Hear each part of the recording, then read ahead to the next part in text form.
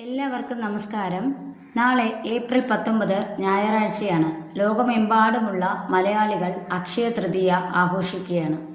പേര് പോലെ തന്നെ ഈ ദിവസം ചെയ്യുന്ന നല്ല കാര്യങ്ങളുടെ ഫലം ഒരിക്കലും ക്ഷയിക്കാതെ അക്ഷയമായി നിലനിൽക്കും എന്നാണ് വിശ്വാസം. ഈ വർഷത്തെ അക്ഷയ തൃതീയയുടെ പ്രത്യേകത എന്താണെന്നും നമ്മൾ ശ്രദ്ധിക്കേണ്ട കാര്യങ്ങൾ എന്തൊക്കെയാണെന്നും ഈ വീഡിയോയിലൂടെ നമുക്ക് നോക്കാം. അക്ഷയ തൃതീയയെക്കുറിച്ച് പ്രധാനമായും 4 ഐതിഹ്യങ്ങളാണ് ഉള്ളത്.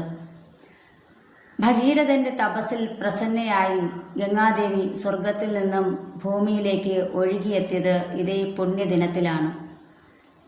വനവാസകാലത്ത് പാണ്ഡവർക്ക് ഭക്ഷണത്തിന് ബുദ്ധിമുട്ടുണ്ടായപ്പോൾ ശ്രീകൃഷ്ണൻ ദ്രൗപദിക്ക് അക്ഷയപാത്രം നൽകിയത് ഇതേ സുദിനത്തിലാണ്. തന്റെ ദാരിദ്ര്യം മാറാൻ ഒരു പിടി അവലുമായി ശ്രീകൃഷ്ണനെ കാണാൻ കുചേലൻ എത്തിയതും പകരം ഭഗവാൻ അളവറ്റ സമ്പത്ത് നൽകിയതും അക്ഷയ തൃതീയ നാളിലാണ്. മഹാവിഷ്ണുവിൻ്റെ 6ാം അവതാരമായ പരശുരാമൻ ജനിച്ചതും ഈ ദിവസമാണ്. ഇനി എല്ലാവരും അറിയാൻ ആഗ്രഹിക്കുന്ന ഒരു കാര്യമാണ് നാളത്തെ മുഹൂർത്തം.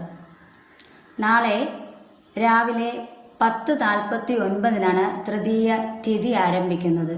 പൂജയ്ക്കും വാങ്ങലുകൾക്കും ഉത്തമമായ സമയം രാവിലെ 10:49 മുതൽ ഉച്ചയ്ക്ക് 12:20 വരെയാണ്.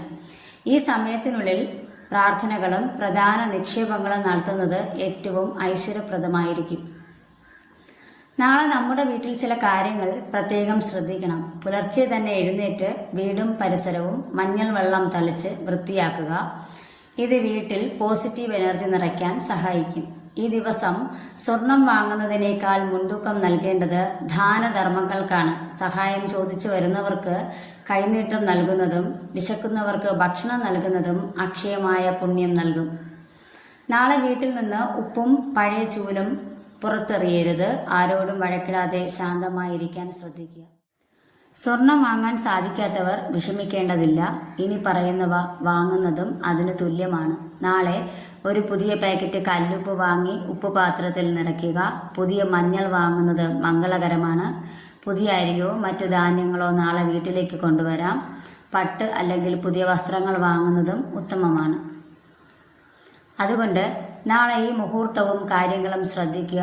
എല്ലാവർക്കും ഐശ്വര്യപൂർണമായ ഒരു അക്ഷയ തൃതീയ ആശംസിക്കുന്നു. ഈ വീഡിയോ ഉപകാരപ്പെട്ടെങ്കിൽ ലൈക്ക് ചെയ്യാനും ഷെയർ ചെയ്യാനും മറക്കരുത്. നന്ദി.